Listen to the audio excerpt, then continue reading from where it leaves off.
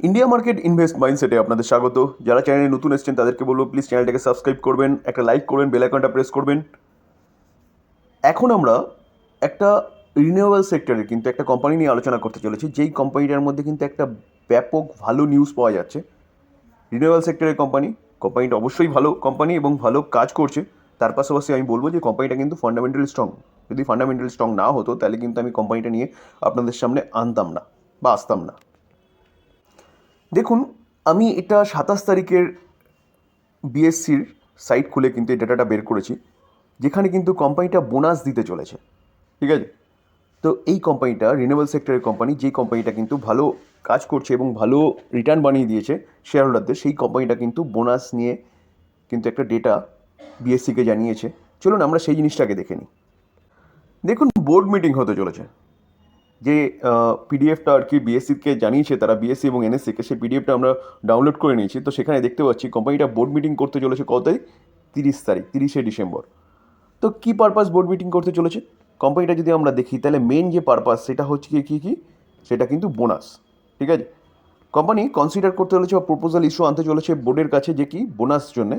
ঠিক আছে, equity bonus. তো তাহলে কোম্পানিটা কিন্তু বোনাস নিয়ে আলোচনা করবে 30 তারিখ। অর্থাৎ আমরা কিন্তু 30 তারিখে জানতে পারবো যে কোম্পানিটা বোনাস দিচ্ছে কি না।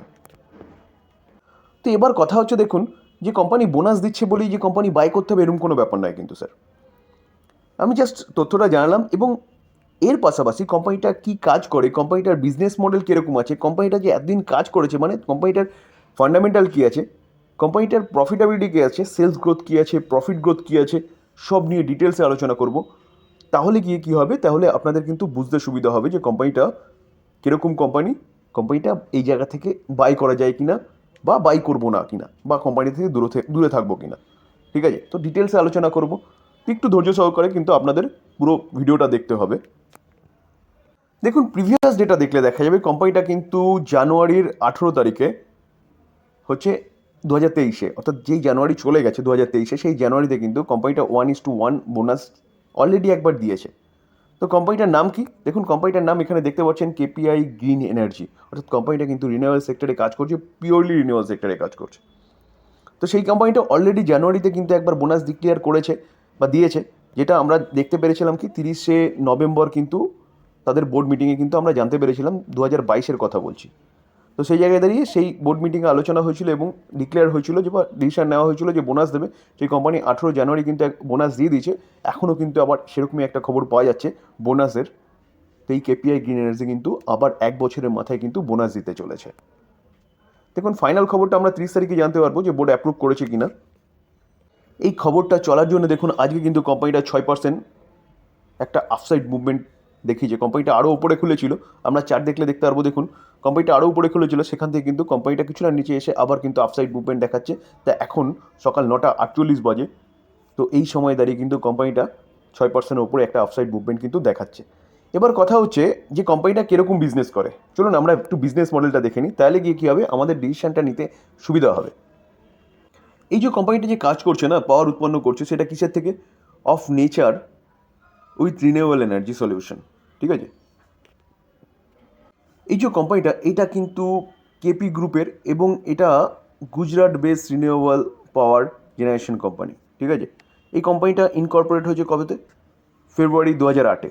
ঠিক আছে, ফোকাস কি? ফোকাস হচ্ছে providing renewable power through different business and ভার্টিক্যালস। অর্থাৎ কোম্পানিটার মেন ফোকাস হচ্ছে রিনিউয়েবল পাওয়ার হচ্ছে জেনারেট করা। ঠিক আছে, কোম্পানিটা সোলার থেকে পাওয়ার জেনারেট করছে। সোলার নয় শুধু, সোলার ছাড়াও কিন্তু কোম্পানিটা উইন্ড থেকেও কিন্তু পাওয়ার উৎপন্ন করছে। ঠিক আছে, তো সেই জায়গায় দাঁড়িয়ে আমরা এখানে যদি দেখি, তাহলে কোম্পানিটার কোথায় কোথায় সাইট রয়েছে, সাইট নেম সেগুলো দেখতে পারবো। সারোড বলুন, সামোজ বলুন, এখানে সোলার থেকে পাওয়ার উৎপন্ন করছে। কোম্পানিটা কোড়া বলে একটা জায়গা আছে যেখানে কোম্পানিটার প্ল্যান্ট রয়েছে এবং সেখান থেকে কিন্তু সোলার এবং উইন্ড দুটো থেকেই পাওয়ার উৎপন্ন করছে। তাহলে কোম্পানিটা কিন্তু সোলার এবং উইন্ড দুটো থেকে কিন্তু পাওয়ার জেনারেট করছে। তো এভাবে দেখলে দেখা যাবে কোম্পানিটার প্রচুর কিন্তু এরকম পাওয়ার প্ল্যান্ট রয়েছে, যেখানে কিন্তু সোলার এবং উইন্ড দুটো থেকে কিন্তু কোম্পানিটা পাওয়ার জেনারেটের কাজ করছে। দেখুন, 2025-এর মধ্যে কোম্পানিটা কিন্তু এইম রেখেছে যে কি 1000 মেগাওয়াট সোলার পাওয়ার কিন্তু তৈরি করার। আমরা যে কোম্পানির বিজনেস দেখলাম না, বিজনেস কিন্তু লং টার্ম সাস্টেনেবল বিজনেস, কারণ রিনিউয়েবল সেক্টরের এখন যা শুরু, গভর্নমেন্ট নিজেই কিন্তু রিনিউয়েবল সেক্টর নিয়ে কাজ করছে। তো সেই জায়গায় দাঁড়িয়ে কিন্তু এই কোম্পানিটা অনেক দূর পর্যন্ত এগোবে। তার পাশাপাশি কিন্তু ইনভেস্টারদেরও কিন্তু অনেক গুণ ওয়েলথ ক্রিয়েট করে দেবে। দেখুন, আমরা যদি কোম্পানিটার রিটার্ন দেখলে দেখা যাবে, দেখুন কোম্পানিটা 6 মাসে এরকম রিটার্ন দিয়েছে, 6 মাসে 65% রিটার্ন দিয়েছে। আমরা যদি কোম্পানিটা 1 বছর রিটার্ন দেখি, দেখুন 1 বছর রিটার্ন দেখলে দেখা যাবে 208% রিটার্ন দিয়েছে। কোম্পানিটার 5 বছর যদি রিটার্ন দেখি, তাহলে 5 বছরে 409% রিটার্ন দিয়েছে। ভাবতে পারছেন, 5 বছর 2022 থেকে চালু হয়েছে, কিন্তু কোম্পানিটা এখনও অনলি ফর, আপনি বলতে পারেন 2022-এর 29 তারিখ, মানে কোম্পানিটা অনলি ফর 1.5 বছর 1.5 বছর পর্যন্ত বয়স হয়েছে। তো এই জায়গায় দাঁড়িয়ে কোম্পানিটা এখনই কিন্তু অলরেডি একবার বোনাস দিয়ে দিয়েছে, এবং কোম্পানিটা কিন্তু আবার বোনাসের কথা বলছে। তো কোম্পানিটার চার্ট দেখে কিন্তু বোঝা যাচ্ছে কোম্পানিটার বিজনেসের মধ্যে দম আছে, ঠিক আছে। তো সেই জায়গায় দাঁড়িয়ে এই কোম্পানি নিয়ে কিন্তু চিন্তাভাবনা করতে পারেন। চলুন আমরা কোম্পানির ফান্ডামেন্টালটা দেখে নিই। আর আরেকটা জিনিস বলবো, দেখুন এখন কিন্তু রিনিউয়েবল সেক্টরে কিন্তু জাস্ট পথ চলা শুরু। তো এখনই যদি কোম্পানিটা ধরতে পারেন, তাহলে কিন্তু ভবিষ্যতে কোম্পানিটা অনেক বড় হওয়ার স্কোপ রয়েছে, কারণ কোম্পানিটা অনলি ফর 5,000 করোড় হচ্ছে কোম্পানিটার মার্কেট ক্যাপ, মানে কোম্পানিটা হচ্ছে স্মল ক্যাপ ক্যাটাগরির কোম্পানি, ঠিক আছে। দেখুন, আমরা যদি কোম্পানিটার রিজার্ভ দেখি, তাহলে স্মল ক্যাপ ক্যাটাগরি হিসাবেই কিন্তু দেখতে হবে, ঠিক আছে। 80,000, 79,000, তারপরে কত 102, 102টা হচ্ছে 137, 137টা 192। তাহলে কোম্পানি কিন্তু কন্টিনিউয়াসলি তার যে রিজার্ভ সেটা কিন্তু বাড়িয়ে গেছে। কোম্পানিটা লং টার্ম বোরোয়িং আছে কত 344 করোড়, কারণ কোম্পানিকে বড় হতে গেলে বোরো নিতে হবে। আর আপনাকে কী করতে হবে, আপনাকে অ্যানালাইসিস করতে হবে যে কোম্পানিটা যে বোরো নিচ্ছে, সেই বোরো না কোম্পানিটাকে ঠিকঠাক কাজে লাগাচ্ছে, অর্থাৎ কোম্পানি কি তার বিজনেসে লাগাচ্ছে। যদি বিজনেসে লাগায় তাহলে ঠিক আছে, বোরোইং নিচ্ছে সেটা ঠিক আছে, কোম্পানি বোরো নিচ্ছে তার বিজনেসে কে এক্সপ্যান্ড করার জন্য। শর্ট টার্ম বোরিং আছে 103 করোড়। আমি যদি ক্যাশ অ্যান্ড ক্যাশ ইকুইভ্যালেন্ট দেখলে দেখা যাবে 43 করোড় মতন কিন্তু কোম্পানিটার কাছে ক্যাশ রয়েছে। তো ব্যালেন্স শিট কিন্তু মোটামুটি ঠিকঠাকই আছে। দেখুন, ছোট কোম্পানি বড় হতে গেলে তাকে বড় নিতেই হবে। আমরা যদি কোম্পানির বিজনেস অর্থাৎ কোম্পানির রেভিনিউ দেখলে দেখা যাবে, দেখুন 34, 5 বছর আগে 59, 103, 103টা কত হয়েছে দেখুন 220, 220টা 490। তো কোথায় ছিল কোম্পানির বিজনেসে অনলি ফর 34 করোড়, কোথায় 5 বছরে সেই বিজনেস হয়ে গেছে কত 490 করোড়। তাহলে কোম্পানির বিজনেস কত গুণ বেড়েছে? 10 গুণের ওপরে কিন্তু কোম্পানির বিজনেস বেড়েছে, 10 গুণ 12 গুণের ওপরে কিন্তু কোম্পানির বিজনেস বেড়েছে। তাই কোম্পানির বিজনেস যদি এতটা বাড়ে, স্বাভাবিকভাবে কোম্পানির স্টক প্রাইস তো বাড়বেই। তাহলে বোঝা যাচ্ছে কোম্পানি তার বড়োটা নিচ্ছে বা কোম্পানি বিজনেস ঠিকঠাক করছে, বড়ো নিয়ে তারা কিন্তু বিজনেসেই লাগাচ্ছে।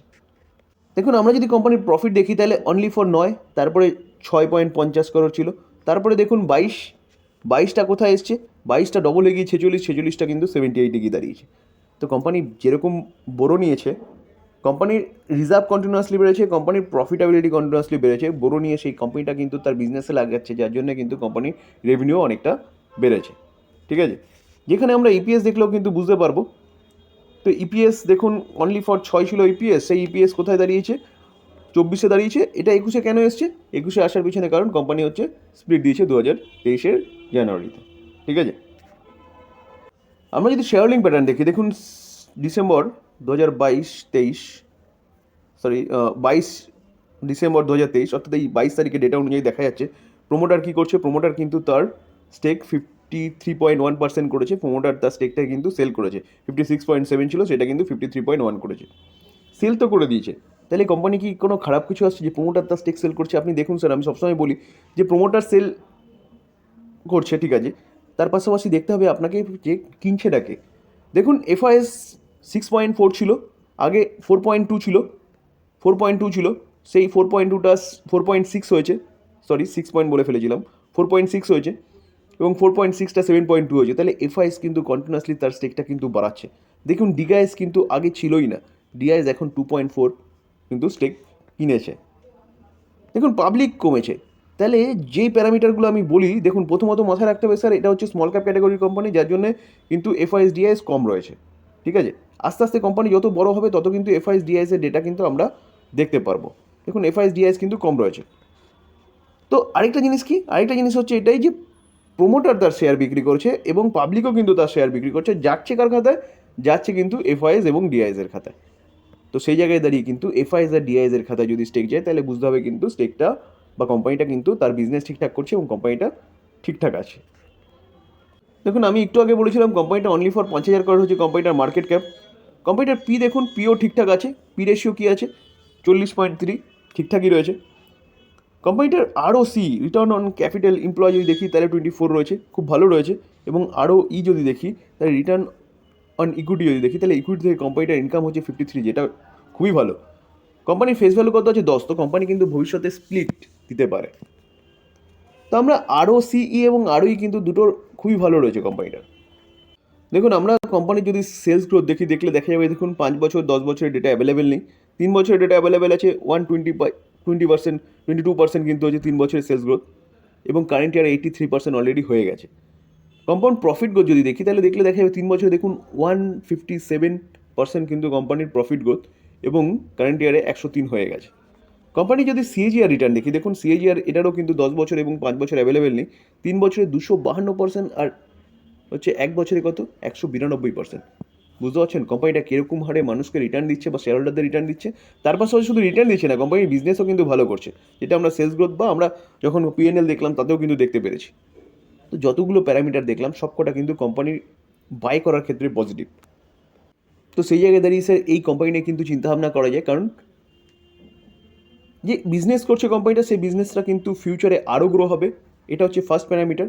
সেকেন্ড প্যারামিটার হচ্ছে কোম্পানি যে বিজনেসটা করছে সেই বিজনেসটা কিন্তু কন্টিনিউয়াসলি প্রফিট জেনারেট করছে, তার বিজনেসটাকে কন্টিনিউয়াসলি বাড়াচ্ছে, এবং কোম্পানিটা কিন্তু আস্তে আস্তে বড় হচ্ছে। তো কোম্পানিটা হচ্ছে অনলি ফর 5,000 মার্কেট ক্যাপ, সেই কোম্পানিটা কিন্তু 50,000 মার্কেট ক্যাপ পর্যন্ত হতে পারে। এবার শুধু দেখা হচ্ছে কি সময় কতটা সময় লাগছে। তো এরকম কোম্পানিটা কিন্তু বিজনেস করছে। দেখুন, আমি ডিসক্লেমার দিয়ে রাখি, আমি সেবি রেজিস্টার্ড কোনো পার্সন নই যে আমি আপনাকে বাই সেল রেকমেন্ডেশন দিচ্ছি। আমি জাস্ট আপনার সাথে কেপিআই গ্রিন এনার্জির একটা নিউজ পাওয়া যাচ্ছে, বোনাস নিউজ। সেই বোনাস নিউজের পরিপ্রেক্ষিতে কেপিআই গ্রিন এনার্জি নিয়ে ডিটেলসে একটা আলোচনা করলাম, যে আলোচনাটা আপনাকে সাহায্য করবে এই স্টেকটা বাই করার জন্য বা সেল করার জন্য। তাই বলে আমি কোনো বাই সেল রেকমেন্ডেশন দিচ্ছি না, আপনি টোটালি আপনার নিজের ডিসিশনে বাই করবেন বা সেল করবেন, বা আপনার ফাইন্যান্সিয়াল অ্যাডভাইজারের সাথে কিন্তু কথা বলে নেবেন, তারপরে গিয়ে বাই করবেন বা সেল করবেন।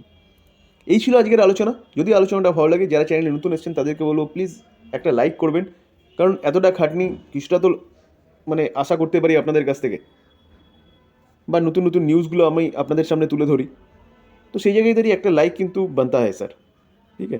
তো একটা লাইক করবেন, শেয়ার করবেন, বেল আইকনটা প্রেস করবেন, আর যারা চ্যানেল নতুন এসেছেন তাদেরকে বলবো চ্যানেলটাকে সাবস্ক্রাইব করবেন এই ধরনের ভিডিও পাওয়ার জন্য। থ্যাংক ইউ, ভালো থাকবেন।